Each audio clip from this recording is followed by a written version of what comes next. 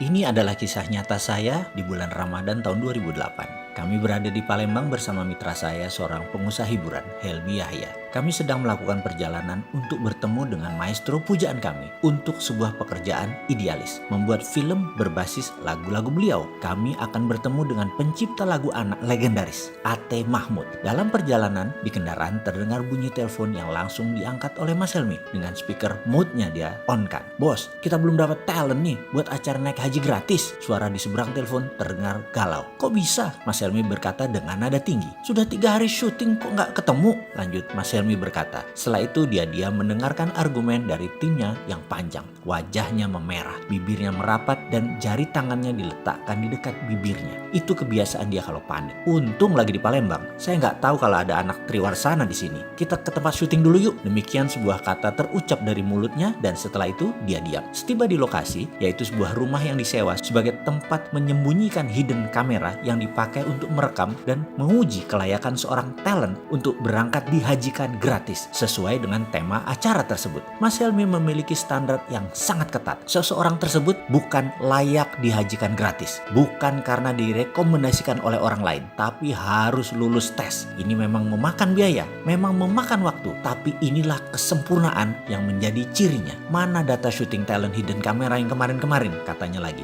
Dalam sekejap dia menyaksikan video rekaman-rekaman para talent tersebut dites berbagai cara tesnya. Dengan hidden kamera kita memperhatikan Ustadz ini, Bapak Anu, ujung-ujungnya tidak ada yang layak. Lalu saya disuruh menilai. "Bosman, kamu lihat tuh yang dites pas sebelum Jumatan, 2 Ustadz." Mas Helmi keluar dengan muka merah. Saya turuti perintahnya dan menyaksikan. Biasa kami menggunakan penguji si Rini, spesialis pengujian. Cantik, dewasa, anggun, lengkap dengan jilbab dan aura kerendahan hatinya. Dia melakukan aksi ujiannya di depan Ustadz yang dimaksud. Dia datang jam 11.30 lalu berkata, "Saya ada masalah dengan perkawinan, saya ada masalah dengan suami saya." Dan seterusnya dia bercerita sangat meyakinkan. Sang Ustadz talent tadi yang sedang diuji mulai berdalih, mulai mewejang dan menyaksikan adegan tersebut. Maka saya tahu sekali mimik wajah dan gerak mata seseorang yang dalam tanda petik berminat. Darah saya langsung naik. Kok begini sih ini Ustadz? Ini orang terpandang di daerahnya yang direkomendasikan banyak orang. Menggeser duduknya dekat-dekat si Rini. Hidden kamera menangkap seluruh adegan dengan jelas. Dan yang mengherankan, dia abaikan sholat Jumat.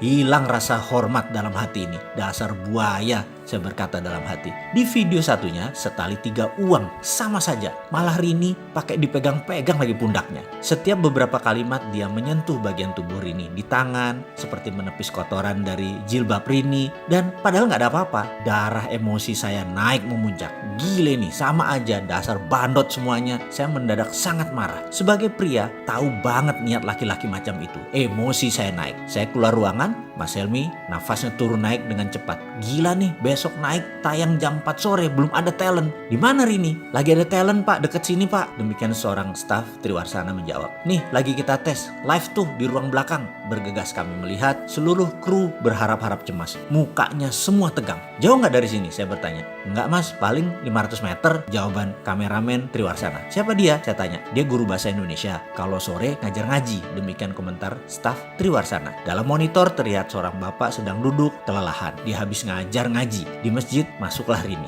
Dengan gayanya yang meyakinkan dia berkata, "Pak, saya ada anak usia 8 tahun, kelas 2 SD. Saya sudah tidak kuat merawatnya." Dipotongnya kalimat tadi ditambah dengan emosi. "Nakal banget Pak dia. Saya mau buang aja. Saya mau kasih bapak aja. Saya udah gak tahan ngurus anak itu." Si Rini menyelesaikan kalimat dengan muka memerah dan membetulkan jilbab sehingga lekuk tubuhnya sengaja yang berbentuk seksi tersebut terlihat. Sang bapak membuang muka. Kemudian dia menundukkan sambil menjawab, "Aku terima." "Maksud Bapak?" kata si Rini lagi. "Ya, sini anak itu, aku rawat dia. Ini pasti kehendak Allah. Aku ikhlas." Dia menjawab sambil menundukkan wajahnya. Muka Rini terlihat gugup.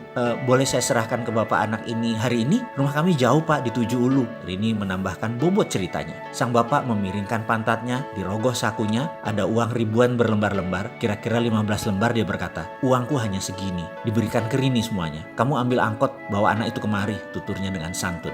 Setiap adegan ini kami menyaksikan dengan tegang. Bahkan penduduk sekitar mulai menggerombol di tempat kami. Sesak udara ruang monitor tersebut. "Ayo kita ke sana, full kamera," kata Mas Helmi memecahkan ketegangan. Bergegas kami berangkat. Penduduk sekitar mengikuti gerak kru sebanyak 15 orang. 3 kamera, 2 sound boom sangat menarik perhatian warga kampung sekitar. Setibanya kami di lokasi, kamera langsung keluar dari segala penjuru. Sang bapak terkejut, wajahnya bingung. Kemudian Mas Helmi Yahya muncul dengan mengatakan, "Alhamdulillah, bapak dapat hadiah naik haji gratis." Sang bapak terkejut bukan main. Wajahnya bergetar, giginya bergemerutuk, tak bisa berkata-kata, bersujud di sajadah berkali-kali. Dan selang beberapa menit hadir penduduk sekitaran, kira-kira 500-an warga kampung sekitaran, dan tanpa komando mengumandangkan kata-kata, "Labaik Allahumma labaik." 500-an orang lebih meneriakkan kata-kata tersebut berulang-ulang. Bergetar kami semua. Air mata saya turun tanpa sebab. Saya bertanya pada seorang ibu yang berdiri sambil menangis. "Siapa dia, Bu?" tanya saya. "Oh, dia Pak Rahmat. Dia guru bahasa Indonesia